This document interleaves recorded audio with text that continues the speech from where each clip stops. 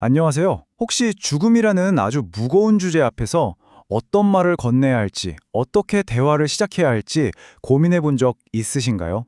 오늘은 바로 그 지점에서 과학과 영성의 경계에서 아주 중요한 실마리를 제공하는 책, 과학이 주목하는 죽음 이후의 일들에 대해 이야기해 보려고 합니다. 특히 웰다인 교육과나 상담가, 그리고 삶의 마지막을 깊이 고민하는 우리 모두에게 이 책이 왜 필독서가 될 수밖에 없는지 한번 깊이 파고들어 보겠습니다.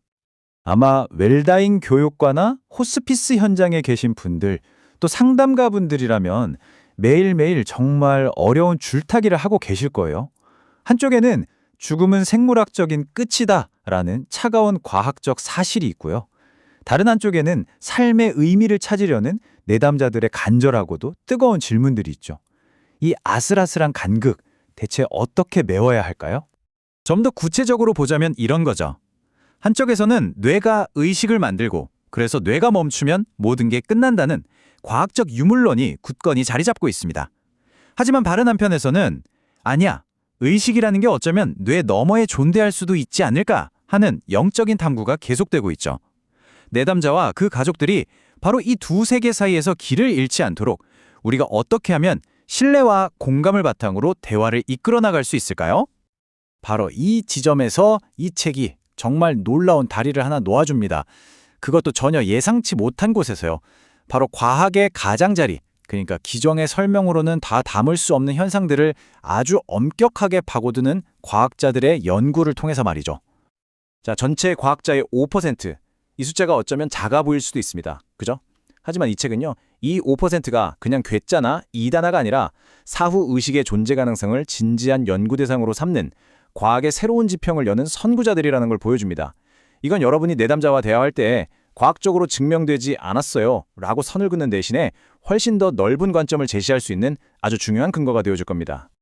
이 책은 그냥 그럴 수도 있다는 가능성만 제시하는 데서 그치지 않아요. 우리를 가장 강력하고 설득력 있는 증거, 바로 근사체험의 세계로 안내합니다. 그 중에서도 가장 많이 연구되고 가장 유명한 사례죠. 팸 레이놀즈의 이야기를 통해서 그 경이로운 순간을 함께 들여다보겠습니다. 1991년, 당시 35세의 가수였던 팸은 머릿속에 생긴 거대한 뇌동맥류 때문에 정말 생사의 기로에 서게 됩니다. 그녀를 살리기 위해서 의료진이 선택한 방법은 스탠드 스틸이라는 수술이었는데요. 말 그대로 모든 생명 활동을 잠시 멈추는 아주 극단적인 수술이었죠. 상상해보세요. 그녀의 체온은 섭씨 15.6도까지 떨어졌고요. 심장은 멈췄고 뇌 활동을 나타내는 뇌파는 아예 평평하게 완전히 사라졌습니다. 눈은 테이프로 가려졌고 귀에는 어떤 소리도 들을 수 없도록 특수 귀마개까지 씌워졌죠. 그러니까 의학적으로는 완벽한 죽음의 상태에 있었던 겁니다. 그런데 정말 놀라운 일이 벌어집니다. 수술이 끝나고 깨어난 팸이 자신이 볼 수도 들을 수도 없었던 그 수술실의 상황을 너무나 생생하게 묘사한 거예요.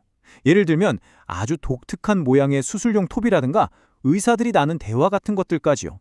이건 의식은 오직 뇌의 산물일 뿐이다 라는 기존의 과학적 상식에 정면으로 부딪히는 아주 명백하고도 강력한 도전이죠.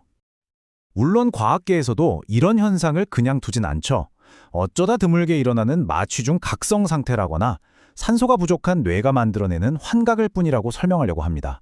이 책은 이런 반론들도 아주 충실하게 소개하면서 균형을 잃지 않아요. 하지만 그러면서 동시에 우리에게 묻는 거죠. 팸과 같은 수많은 사례들이 과연 이런 설명만으로 충분히 해소될 수 있는 걸까요? 자, 근사체험이 우리를 죽음의 문턱까지 데려다 주었다면 이 책은 여기서 한 걸음 더 나아가 죽음 너머의 가능성까지 탐구합니다. 정신과 의사 이안 스티븐슨 박사가 평생을 바쳐 연구한 바로 전생을 기억하는 아이들의 이야기입니다. 이건 그냥 흥미 위주의 신비한 이야기가 절대 아닙니다. 버지니아 의과대학의 정신과 교수였던 스티븐슨 박사는요, 수십 년 동안 전 세계를 직접 발로 뛰면서 누가 시키지도 않았는데 전생을 놀랍도록 상세하게 기억해내는 아이들의 사례를 수집하고 연구했습니다.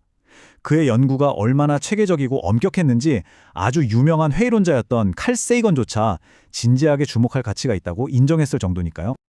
그의 연구가 이렇게까지 큰 신뢰를 얻는 데는 다 이유가 있습니다.